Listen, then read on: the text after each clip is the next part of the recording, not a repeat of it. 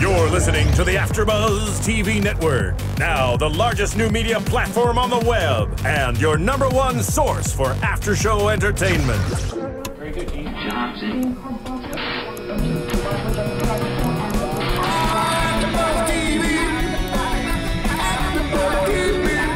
From the AfterBuzz Studios in Los Angeles, California, presented by Maria Menounos and streaming live thanks to Akamai Technologies, this is AfterBuzz TV's Salem After Show. We'll break down tonight's episode and get you all the latest news and gossip. And now, another post-game wrap-up show for your favorite TV show. It's AfterBuzz TV's Salem After Show. Hey everybody, welcome into the Salem After Show right here on AfterBuzz TV, Season 1, Episode 7, entitled Our Own Private America. I am your host, Bobby DeMuro, excited to be with you for yet another week here on Salem. The show keeps getting better, and we've got a fun one to talk about today, and we have a full panel on the desk. Marissa Serafini sitting to my left, and over on the other side of the table, Anna Koppel and Jesse Owen. Hey guys. Hello. All right, let's get right into it today. What did we think of this episode? A little bit better than last time, I think, right? Definitely one of the better episodes so far. A lot of bit better. I thought it was really fun, very entrancing. A lot of things happened with all the characters, and we saw some familiar faces too, along with new faces. I mean, the story just keeps progressing forward, and I like it. I was real excited because we finally got to see Increase. Yeah. Yeah. Yeah, he's a scary guy because he's the grim man the entire show until we learn his name at the end. And we knew who he was, but he's not actually introduced until the end. He's a creepy dude. He's a kind of mean dude. I understand why Cotton's the way he is now. Yeah, definitely. I mean, he seems like the tough father who shows like no love or sympathy towards anybody, and he likes his way or nobody's way. And I think knowing where Cotton has come from makes you kind of feel more for Cotton than Increase. Yeah, without a doubt. We'll get to Increase in a second, though. Let's start our first topic today on Mercy. Because Mercy, who was dead in the water come episode 1, if you watch the pilot, you were like, oh, that girl's toast. She's strung up. She's done. Mercy is maybe one of the more powerful people in the show right now. And she's developing her powers today. She's learning a lot about what it means to be a witch and what she can do and what she can do to help the team, to help the coven, as it were. And she turns out to be a bit of an intense individual herself, killing Dolly Trask's mother, which we'll get to in a second. But before we get there, it's this idea of dream walking. Mercy and Mary both are going to go on these walks, on these supernatural walks, and Mercy's kind of learning her way with this walk, and Mary teaches her. We've talked about it last week on the show, and it looks like it's coming to fruition maybe a little bit, the relationship between Mary and Mercy. That Mercy is Mary's underling and maybe Mary's only ally, because the rest of the witches haven't necessarily fallen on Mary's team, or at least up until this show weren't, until this episode weren't. So is Mercy, at what point does Mercy come out under Mary's wing, or is Mercy always going to be subservient to Mary, do you think? She's already come out. Really? Yeah, by killing Mrs. Trask, she already came out. That wasn't her. That was not Mary's directive. It wasn't. You're right about that. And so she's already done it. It's already and I don't think this is going to be a question of old versus new. This is going to be even another direction. And I laughed. I looked at Bobby. I was like, this is ridiculous. Because when Mercy said to Tituba, she was like, you know, we're tired of this. And we're not going to take it anymore. And we're going to, you know, this is like another group of girls who are not going to take it. But I was like, this is silly. Because she's saying this to a Black House servant. Like, who's not going to take what anymore? Come on. But I think it's going to be even another generation of witches going in with their own desires for what the Grand Rite is supposed to look like. I don't know. I think Mercy, you know, she's going to get more powerful, obviously. But I think that she'll still have that respect for Mary and Tituba, you know. Like, I don't think she'll cross them. But, I mean, I don't know. Is there an application process to become a witch? Because Mercy may not have been the best soul to take, as it turns out. Well, definitely not an application process, but definitely an initiation process. And I think this is Mercy's second kill now. So she's definitely coming out and becoming stronger. She's becoming a faster learner. She's learning things. And you can see the excitement within her when she finally succeeds at doing something dark. And she goes running to Mary like a kid and like, hey, I did this. This is awesome. I love it. Teach me more. And she has that mentality and that drive to just keep learning. And we're going to see Mercy obviously become more powerful. But I think in the future, we're still going to see Mary teach Mercy the ways and still guide her along. So I think Mary still has the upper hand because Mercy is still a new learner, a new student. So and I think Mercy also sees Mary as kind of like a mother figure because we never saw Mercy's mother. But can I just say, I wonder if Mercy's dad's like, hey, where's Mercy today? Hanging out at the Sibleys? Like, is that not weird? No, they mention it now because remember when Dolly went into the bundling thing, which we'll talk about in a second, the Barker kid was like, so have you been to the House of the Gables? Was that what it was called? Which was Mary's house. The House of the Seven Gables, which is Mary's house. And they said, have you been there? And the girl's like, yeah, I have. And the guy's like, have you heard Mercy lives there now? And it's like, yeah, where are Mercy's parents? Did they just give her up? Well, I think it's just her dad, right? The preacher? Is the only person we've seen. So far. But I think also, I mean, I can understand maybe the parents might have disowned Mercy, especially having all the public, situations that Mercy's had being possessed and all that. So it might be understandable that the parent would want to, disown her and not take ownership in her. I'm sorry to cut you off. It hasn't been explained. It has not been clearly explained, though, is the point. Yeah, and no one's claiming her, or she doesn't really have friends either. We saw those girls a couple episodes ago, or was it last week? But even Mercy doesn't have friends or family that really is questioning her whereabouts. But those were her friends today. Because in the bundling again that we'll talk about in a minute. But what he said was, or what Dottie said was, my friend Mercy lives there. Those are still her friends. I think they've just been sort of frightened about her. At first, I wasn't sure though because I feel like she's almost trying to do things to her friends.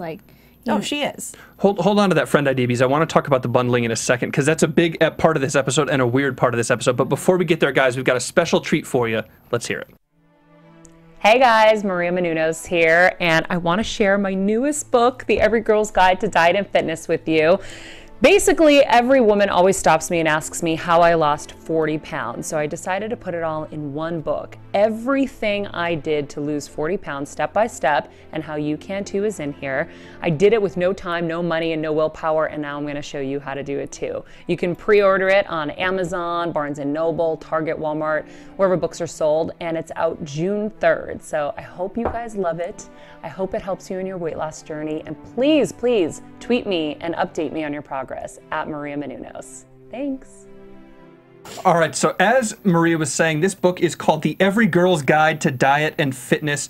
It's pretty thick. There's a ton of good stuff in here. I've seen Perez Hilton's picture in here 4 different times. There's a lot of celebrities. There's a lot of recipes. There's a lot of technical stuff. Here's the health benefits of fiber. It's not just stupid, here's how you lose weight. It's actually kind of technical and scientific. So I'm a fan. And Maria in a bikini. So I can't complain. Yeah, and also Derek Huff, so the women can't complain either. The women can't complain either. Good call. That is out tomorrow, June 3rd. You can pre-order that right now. I know, Marissa, as much of a workout buff as you are, you're a fan of things like that. It's a great book, and it's a great read, and there's a lot of fun photos, and you can see just how she lives her life, and so healthy and so successful. And it's a great guide for not just girls, but for everybody. Sounds good. Yeah. All right, hey, let's get back to the bundling now because this is interesting. Speaking of girls, let's talk about groups of girls. Mercy and her friends, which are kind of her friends and kind of not, as we've talked about in a previous episode, a previous after show, those girls really didn't give Mercy the time of day and didn't necessarily like her until Mercy started hanging around with Mary and things started happening to Mercy and they kind of, maybe respected her a little bit more or looked at her a little bit differently. And now those girls are maybe as tight as you can get right now with friends in Salem. I don't know. Maybe they're not BFFs with Mercy. Think that they weren't friends before? No. Yeah, well, remember a couple episodes ago, they come to the door to see Mercy, and Mercy opens it, and she's terrified of them. And they come inside, and they're really imposing and stuff. But it's actually them who are interested in her. And once she finally starts breaking down, that relationship. They don't have a healthy relationship, those girls and her. I think they're kind of using each other in a weird way. Yeah, I think the girls are using Mercy because of her power now over the people and somewhat of Mary, I'm sorry. But the girls, they're there just to use Mercy. And I don't think, and Mercy kind of realizes that too, because if they were real friends, Mercy wouldn't be doing all these acts towards these girls. Yeah. But I mean, they're as close as friends as Mercy has had that Yeah. we've seen. She was definitely an outcast. I think maybe even before the way that they set up the story, even before the possession earlier and then the witchcraft now, Mercy still was probably an outcast in Salem, and she was never one of those popular girls. And now that she has this power that they don't realize what it is, but she has this power, she wants to still be accepted in the mortal realm, even though she's a witch. Well, she was very moved, though, disturbed when Mrs. Trask hit Dottie after the whole thing with the bundling happened, and they, Mrs. Trask and Mrs. Barker had this sort of fight, whatever they had, in this confrontation in the middle of the town, and then afterward, Mrs. Trask slapped Dottie. Mercy had like a real reaction to that. So they don't have any kind of relationship, or you think she was just having a reaction because she had some sort of empathy for her? Or what do you think that reaction was about? I think it's one of those situations where you can't, this is going to be a very broad generalization, but in some cases if you're an outcast or you're not part of a group you want to be a part of or whatever it is, I think there are some cases and some people, and this has probably happened to all of us on some level, I know it's happened to me, where you see a cool group or something that you want to be a part of and they don't accept you, and you almost empathize a little more to want to be one of them. And then when something happens to one of them, you look at that empathy as a way to, oh, maybe I can get in with this group if I do this for them or if I help them with this. And I know that's a broad generalization about, the dynamics of friendships, but I think the empathy comes from Mercy there in the sense that she's still trying to be accepted by them in a weird way, even though she's way more powerful than they will ever know or they will ever be. She still is a teenage girl on some level. Just like Mary still is a woman who feels emotions, Mercy does the same thing. Right. Mercy, it's adolescence. Yeah. Yeah. She's trying to, how do I explain this? She does things for him. She had that guy, the girl's father. Did he get killed? I don't remember.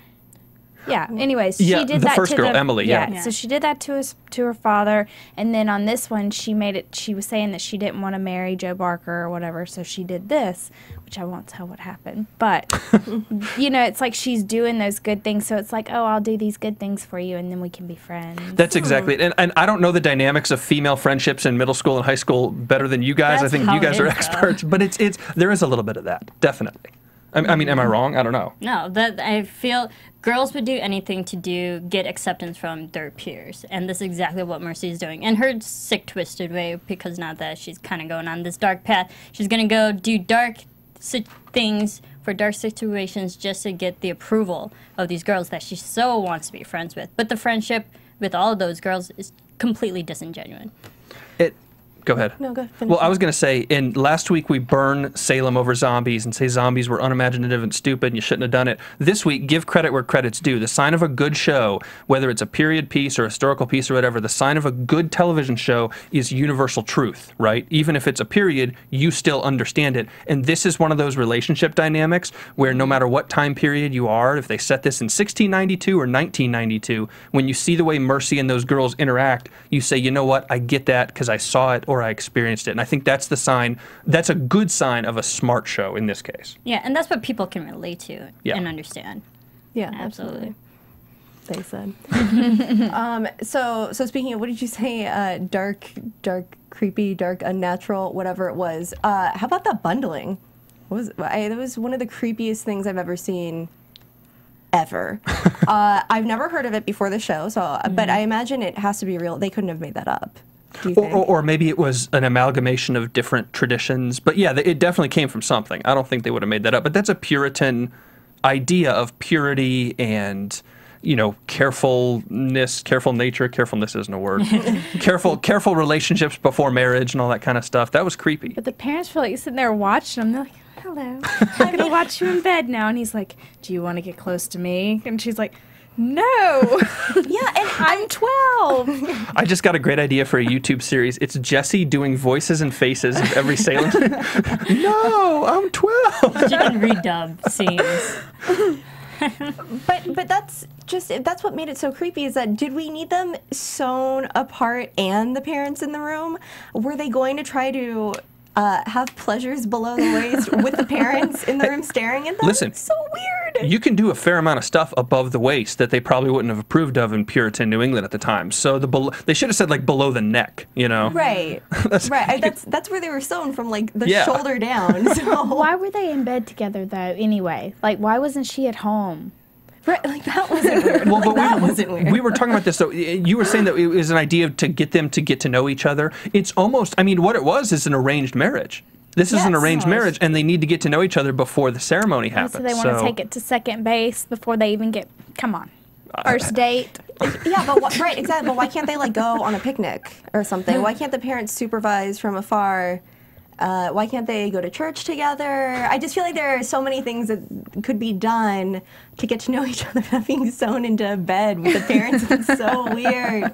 It's so weird. And if he smells bad, if Joe Barker smells as bad as they said, could you imagine being sewn into bed with somebody like that? Oh. In a hygiene at that time. in a bundling sheet that's seen 3 or 4 generations. Oh, and she's like, "This is 3 generations. You ripped it." That's scary. Wow. But I mean, hey, look at traditions, not just Christian. I know there's a lot of different religious traditions with stuff like this, but I'm thinking of like chastity belts and stuff like that. There's a lot of purity, even today, in a different way, like a purity ring, which is not a physical thing that prevents you from doing whatever, but it's still the idea of you have something that's a reminder or a prevention to It's a engage in birth activity control. like that. Yeah. It's a little different. A little bit different. But it also just shows Not the same. how time was so different back then, because I want to say the England traditions that a lot of people share the same bed. So to go off of that, to raise it to this, escalate it to this type of level for a certain different purpose, I mean, it kind of makes sense in a way. Just the traditions of getting to know each other. I believe it. I'm glad traditions have changed. Yeah. It still completely freaks me out. Have they changed though? I don't know. I mean, we don't do bundling anymore, but Are you sure? I'm sure 300 years from now, My family doesn't. people be ridiculous. You mean that's weird that I do bundling? Darn it. It's questionable you do Now you guys know a little bit about me. I feel like it wouldn't surprise me if your family did bundling. Wow. It just wouldn't. Wow. Shots fired. Oh, my Lord. Okay, moving right on to the Barkers. Let's talk about these Barkers, because besides the bundling, we see that Mrs. Barker is a pretty foul person. And I'm sure there are good qualities to her, but everything that we see her in, she's pretty mean and foul. The bundling situation, she was pretty overbearing from the start. Dolly rips the sheet, and she's obviously angry. And then we see the confrontation in public, and this is the key one, the confrontation in public between Mrs. Barker and Mrs. Trask that Mercy oversees, Anna, like you were talking about, and Mercy takes empathy with that. So the Barkers essentially are burned at the stake for being witches when they really weren't witches. But surprise, surprise, it's Salem, and that's the way things go. And this is where we learn the key with Mercy, to come back to her. This is where she starts leaving her body, and Mary starts teaching her how to leave her body and teaching her how to do this. And then Mercy, like we're saying, goes completely rogue and kills Mrs. Trask, as opposed to just knocking pots over or just, you know, even just beating her up, doing something like that. She slits her throat. That's final. Yeah. Yeah, it really shows how extreme that Mercy is becoming, and then she's really embracing this dark side. And she took pleasure in of her. it. Yeah, She and smiled. She's enjoying it, and I think it's like after that first kill, you just got to keep going, and that adrenaline rush that Mercy's getting from like a this serial dark killer. magic. After that In a first way, kill, yeah. you just got to keep going. I'll sit over here. But but it just shows like how dark Mercy is becoming and how much she's enjoying it. And it's scary to know that this is already Mercy's second kill. I just realized something. That when they had that confrontation in the town, maybe the reason why she got that look or had that reaction is because Mrs. Barker said something to Mrs. Trask. She said something like, "Watch yourself," or, you know, "I'll teach you a lesson," or "Watch yourself, I'll watch you for you." Yeah. And that might have been the moment where Mercy decided, "Oh, I know what I'll do." And so maybe that's why she had that reaction. No, it's definitely that moment, because this was culpability for the Barkers, because, hey, this is Salem in 1692. We don't have DNA and we don't need evidence. If it looks guilty, it is guilty, and that's how it happened. Absolutely. And it seems like Mercy has an inferiority complex with authority, that she doesn't take she doesn't like taking crap from authority, who's always like putting her in her place and being used by authority from, you know, the past episodes. So like if she sees an authority figure like do something wrong or say something that she doesn't like, she's gonna go after them. Well, and that's actually an interesting point, because look at how Mary has been dealing with Mercy lately. It's not authoritarian at all. Mary put her arm around Mercy and was walking her in and stuff, and it's very much like a mother or an older sister or some very close relationship like that. It's not authoritarian, and Mercy's eating it right up. That's a great call about Mercy and authority, absolutely. I agree. Professor Serafini. Does it again. And then the Barkers, this is going to be tough to talk about the Barkers without going into Cotton and Increase and those guys. We'll talk about them in a second, but to stay on the Barkers and Mercy then, Mercy takes so much joy out of slitting Mrs. Trask's throat.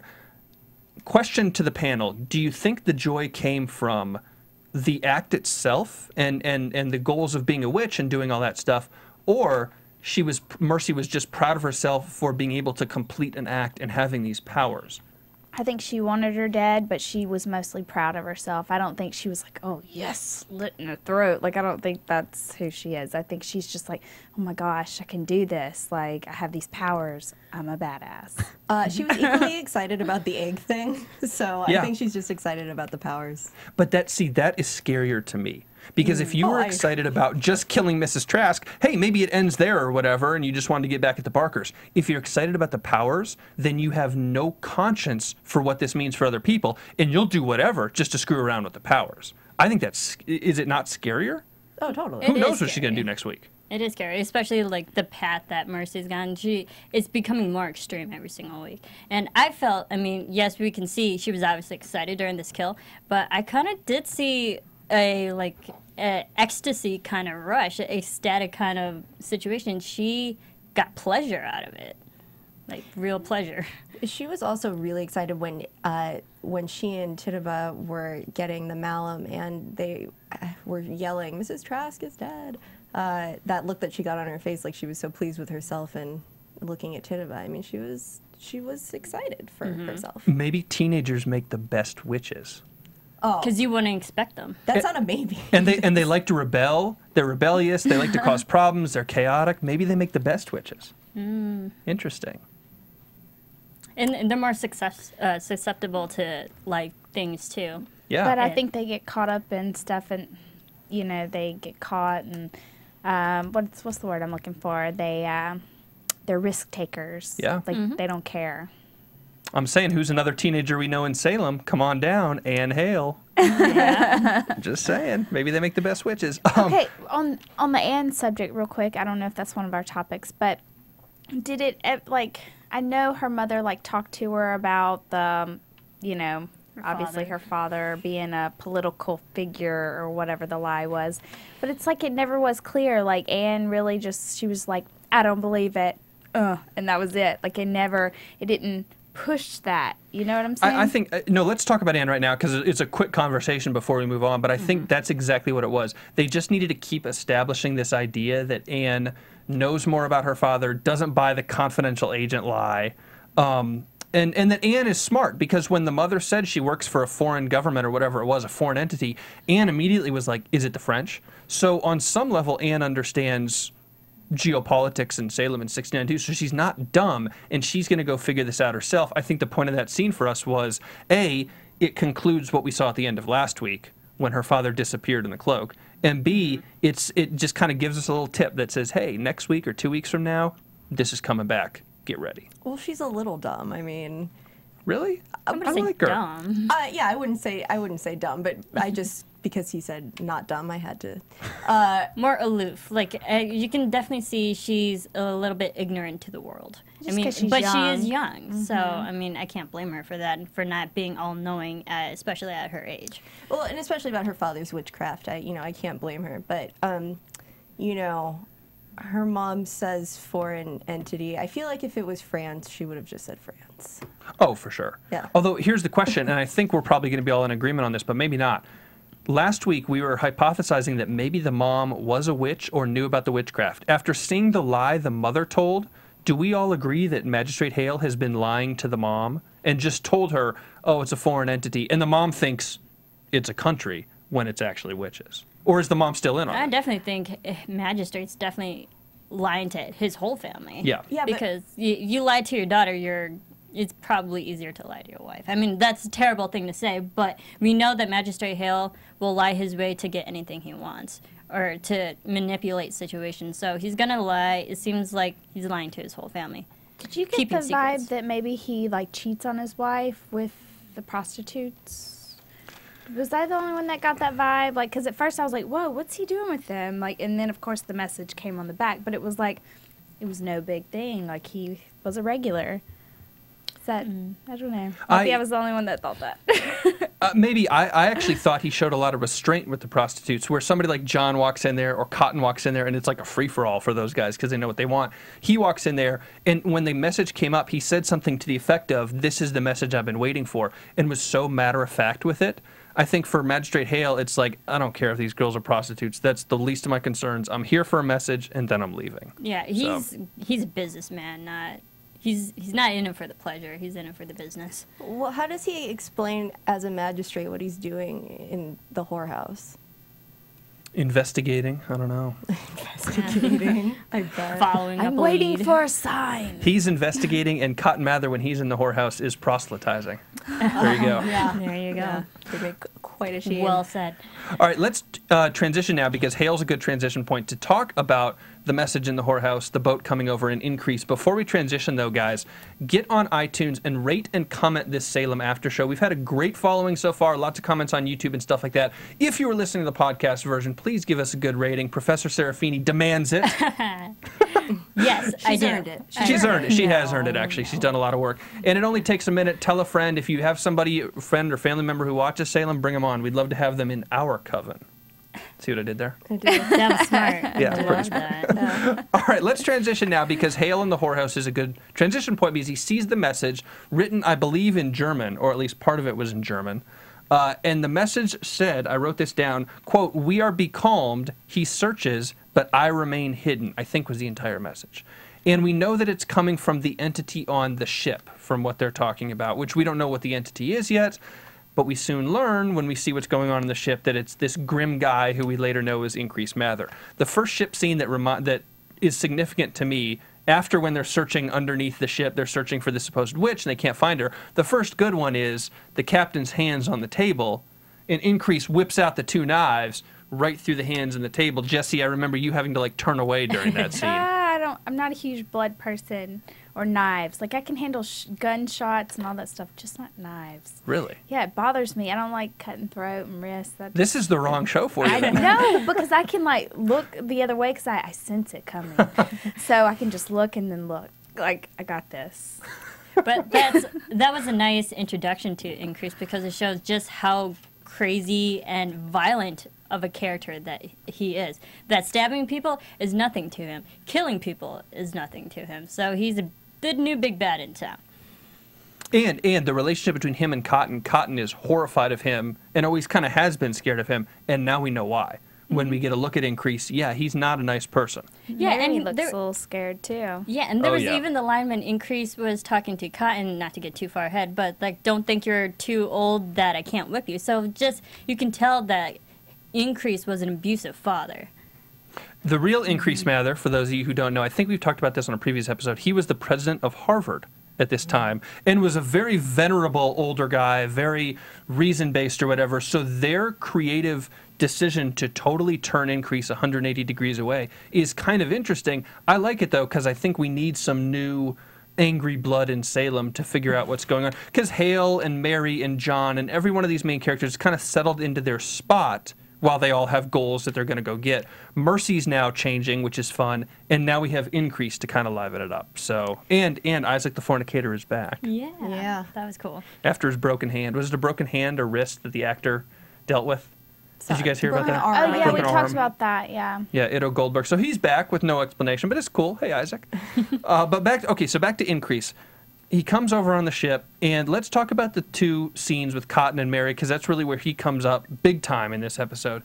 The first one is with Cotton.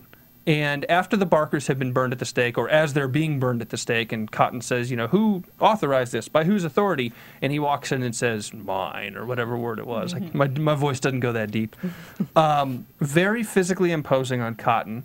Not the basic dad-son relationship. Hey, Pops, how you doing? Good to see you again.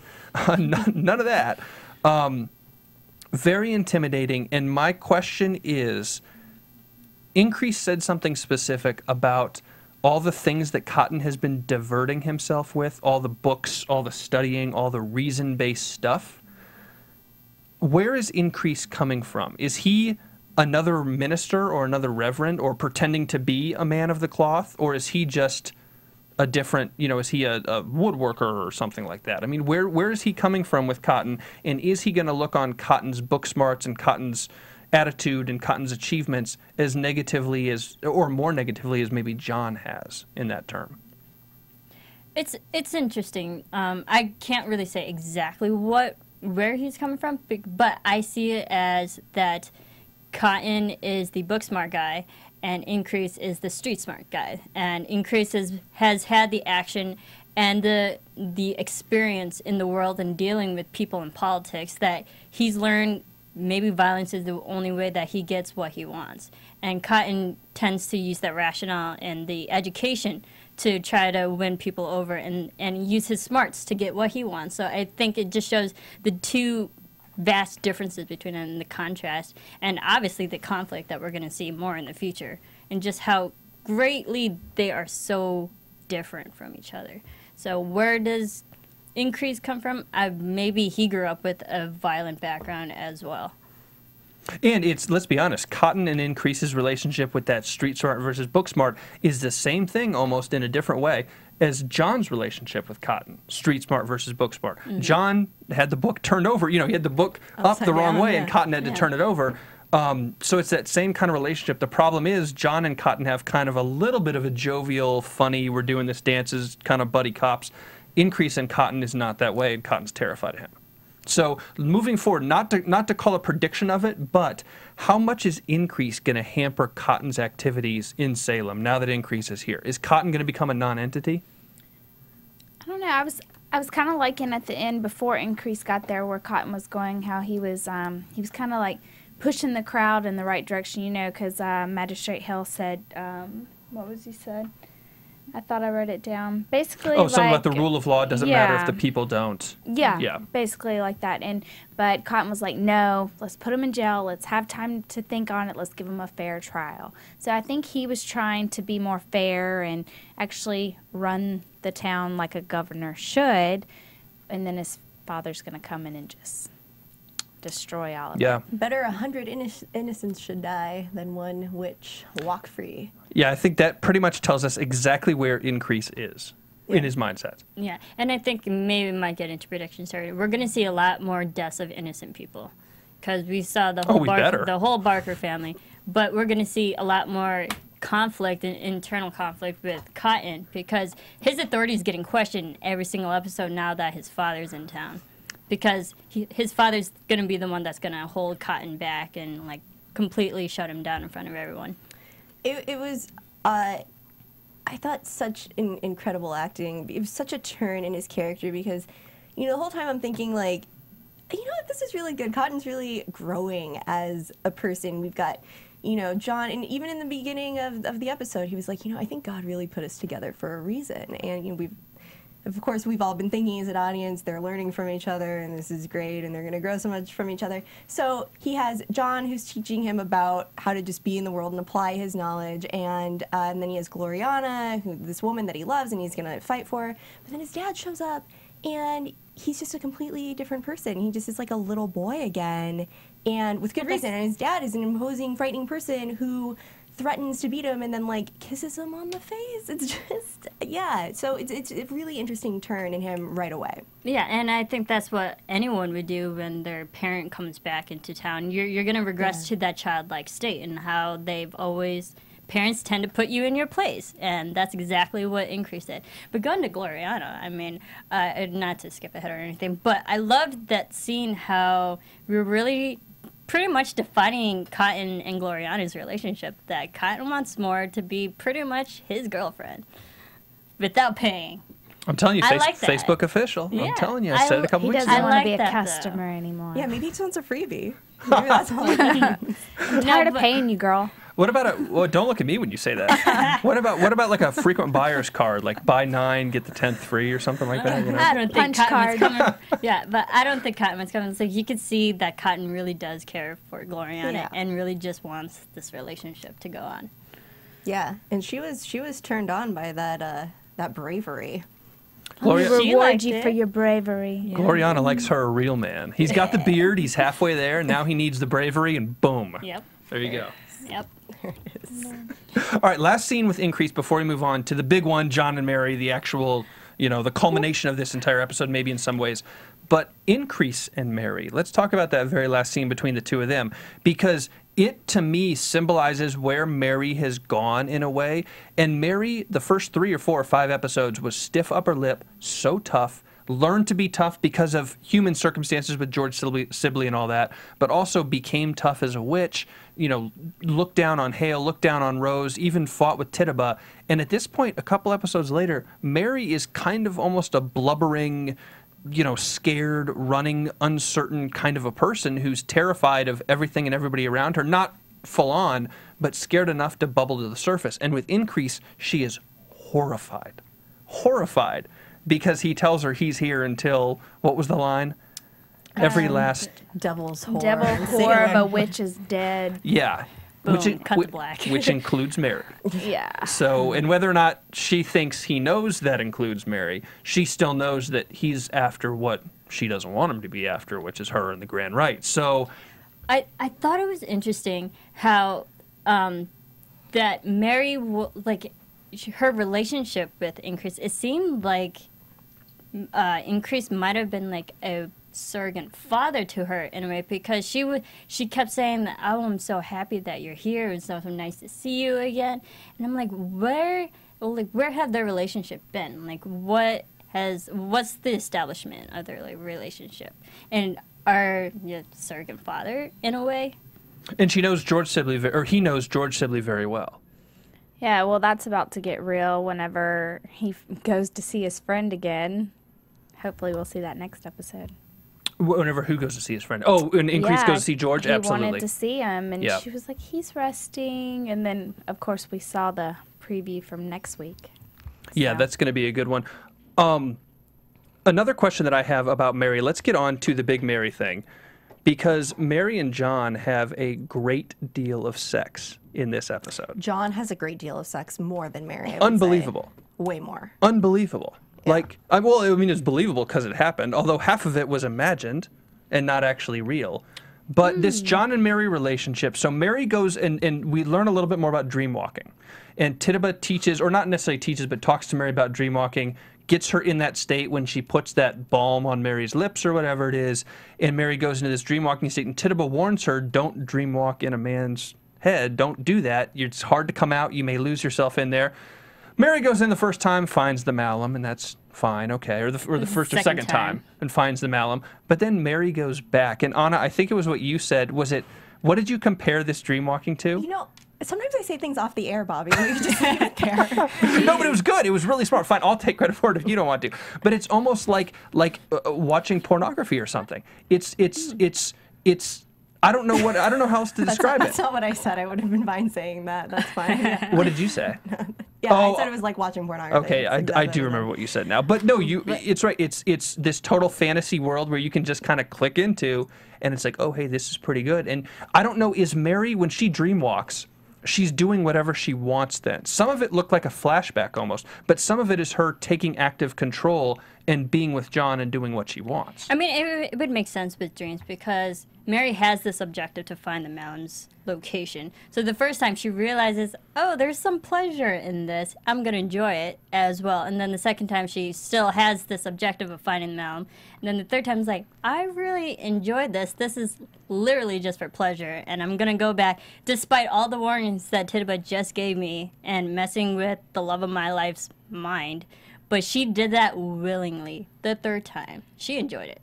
Can I just point out that Tituba had warned her not to go and be very careful in any man's mind, but let alone John Alden's. Person you love. But then sends her into the state by spreading her legs open.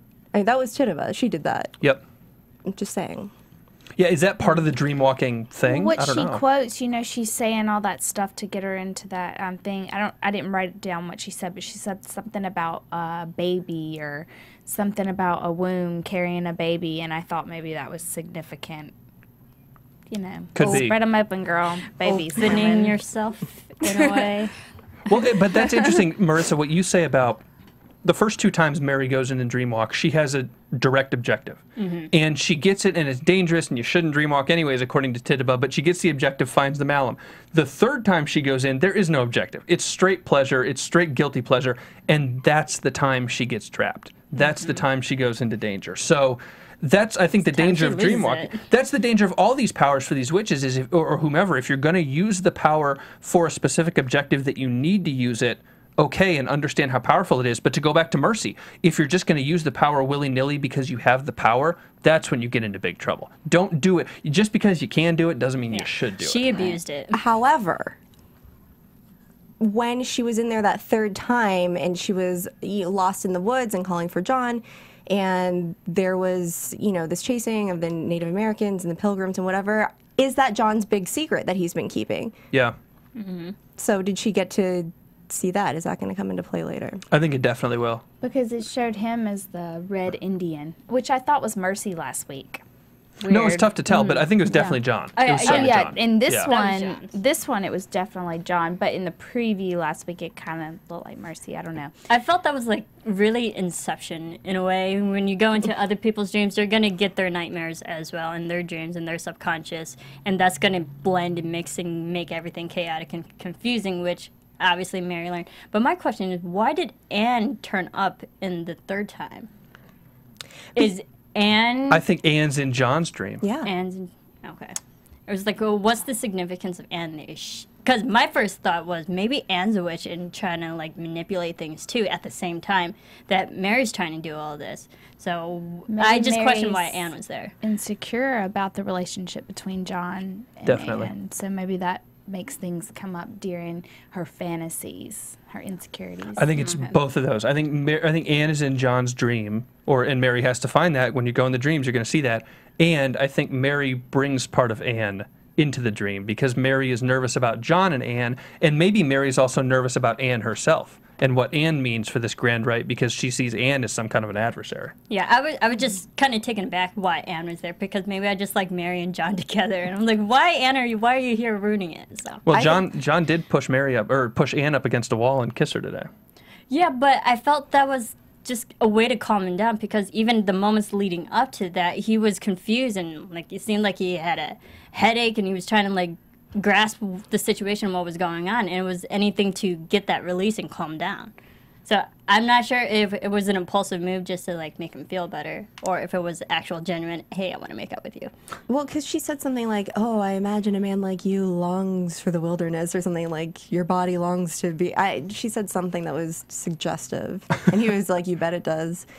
I think she was just in his subconscious, and I think, like you said, Marissa, when she went without an objective to just kind of show up in John's subconscious, she was like, oh, what are you doing here? What is happening? And this was after John had already had his orgy, so he kind of That is expected other true. women to be there. Which, I mean, how many That is times true. have you guys gone into whorehouses and said, I need at least 5? I'm all gonna the need time. at least. 3. Or was it 3? He Three. said, I need at least 3. Well, then that's PG. Forget it. I thought, you're right. He said 3, but he had 5. He had 5. Yeah, okay. 3, I give you 5. It's good customer service. You're bang for your buck. There you go. Oh, hey, that's pretty punny.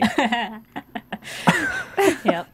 Okay, so after John kisses Anne, at this point, I become confused about what's a dream and what's real. I know we struggle with that watching this, because at some point, John and Mary start making out and go to bed in the real world, correct? Yep. Okay, just want to be sure that I was not totally crazy. And then she became one of those women that leads a guy on, and then is like, hey, no, I can't do this. After And I'm we've like- kind of already done it. What do you think about those women, Jesse? You know what I'm talking about. Oh, Lord. I felt for both of them because I felt for both of them because we see Mary when she's going into these dream walks, she's enjoying John's company in that way, and then she really wants it because subconscious, your dreams are like your way of getting out your frustrations, and in her case, sexual frustrations. So she's gonna want it with John, but the fact that like she leads John on, and because he wants this too in a way, and then she just like cut him off. I'm like, Mary, you're just giving him reasons to hate you. Well, I think that's the point, isn't it? And it's that's difficult for Mary. Why do that to yourself? Well, no, I think, but she does it to herself because she knows that Tituba is right, and she shouldn't be messing with John. She cannot be in love with this guy. She has to lose it. So she does just enough to frustrate him, like you're talking about, but she knows that it'll only push him away, or she thinks it will. I'm sure it'll probably make him come on stronger, but she's trying to actually get him angry and push him away, so it's easier for her to let him down. I just want them together. I like Mary and John together. They're hot. I wonder what will happen if they're together, because I know that there was the big ordeal last week, how they don't need to be together, it causes conflict, but what would happen? You know, like, because she sold her soul, and maybe because she had the abortion thing at the beginning. I don't know. Wouldn't it have been easier for Hale and Rose and all the other old world witches to just excommunicate Mary and tell her and John to go live, far, far away, and then the old world witches could do the grand rite? I don't know if you can actually take her powers away, like, Men in Black, kind of like memory eraser type thing. But it would have been a lot easier to do that. So apparently that can't get done in any way. So Mary's in it for the long haul as a witch. Easier said than done. And if they really did do that, then there would be no Salem show. Yeah, I agree with you. But that's the point, is Mary has to struggle with this, knowing that once she's given her soul away, that's it. There's no going back, and so she has to find a way to push John away, and to pull him closer for a second actually may push him away in the long run. I wrote this down.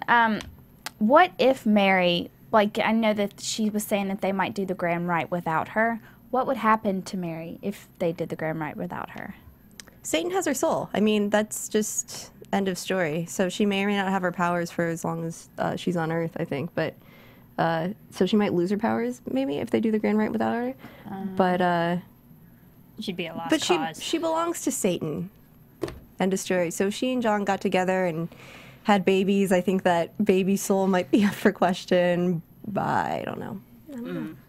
Might be some coven stuff, like where Satan will come take the innocent babies. Rosemary's Baby, another show coming out. Sorry, out. There's a lot of places to go through. Just go ahead. I just wanted to mention when Mary gets snapped out the third time after that, almost losing herself, and the line that Mary actually admits that she lost control, and she kind of admits defeat, that like, I lost it and I was wrong, and she knows that. But I liked how Tituba before that was giving her all these warnings, don't do it, and then in the end Tituba was actually there to care for her, be like, you're okay, everything's okay now, and it shows that maybe Tituba is still that good friend towards Mary, and that Mary still does have another ally within Tituba. I think she certainly has an ally. I think Tituba maybe even more so is trying to keep Mary in line because of the grand rite. And Tituba knows what's up for stake, thinking, hey, maybe Mary doesn't know what's up for stake. You have to stay in line, Mary, and I got to keep you in line. Whatever. And aggression doesn't always work, so sometimes friendship has to. Yeah. Well, she said at the beginning of the episode that she would never stop caring for her. And she hasn't. Yeah. So far. I think they are still two friends, even though they're butting heads lately, but they are still friends throughout. Yeah. Anything else on Mary, or is it news and gossip time? I think it's that time. Let's do it. Let's do some news. AfterBuzz TV News. All right, first off, before we get started with news, something related to news from last week. We want to say thank you as a group to Alex Winslow and Joseph Boza, who on YouTube both commented about how Channing Tatum's wife is Jenna Dewan. If you didn't watch this show last week, you probably have no idea what I'm talking about. We talked about Shane West tweeting about Channing Tatum being cast in the role of Gambit and how Shane didn't like it. They both pointed out, Alex Winslow and Joseph Boza, that Shane West used to date Jenna Dewan, who is now Jenna Dewan Tatum, I guess. Yeah. They're married, obviously. And there may be a little, bitterness there between Shane and his ex-girlfriend. So, yeah. So extra not professional of Shane West. Seriously. Not professional and long-time bitter. They dated, by the way, between 2003 and 2005. Yikes. So that's interesting, because Step Up, when Channing Tatum and Jenna Dewan were together in that film that came out until like 2006, I think. So they were probably filming around that time when that all started. Oh, wow. That makes sense. Mr. now. and Mrs. Smith, huh? All right. Totally. Moving on. Sorry, Shane. First piece of news today on Azure Parsons, who plays Gloriana. This is a two-parter. Part number 1, I have a crush on her. She's hot. Let's get her in the studio for an interview. No, Bobby. Number 2. Every time. Number 2, I just wanted to establish it. Number 2, she is playing Annie Glenn, the astronaut John Glenn's wife, on the new ABC miniseries Astronaut Wives Club. It's going to premiere next year. It's supposed to premiere this year. They bumped it back, so it'll be out in 2015. It is about the wives behind the pilots who became the astronauts in the 1950s and 1960s. It's based on a book. I've never read the book, but I have read another book about that time. I'm sure you probably read this book, called The Right Stuff, by Tom Wolfe. I don't know if you guys have ever read this. I've heard of it. I haven't read it. Honestly, one of the best nonfiction books you can ever read. It's about the astronauts and their families and what these pilots had to do to become astronauts. It's a fascinating time in American history. The reason we bring it up is Azura Parsons is going to be a lead on that thing. She's playing John Glenn's wife, so her career looks to be taken off, so good for her. And news number 3, Elise Eberly, who is Mercy, talks to Wet Paint about Salem, prepping for her character. We've had a lot of interviews in the news on this show where cast members specifically said, we didn't learn the history of the character. We didn't want to bring that in. We wanted creative control. I wanted to be blind. I think Shane West and Xander Berkeley both have said that they wanted to go in without knowing the history. Elise Eberly is totally different. Here's what she did to learn about Mercy, okay? Not only did she understand that the creator wanted to combine all the girls who were tried and possessed and whatever into one character, and that character is Mercy. That's kind of what the creator, I guess, was looking for.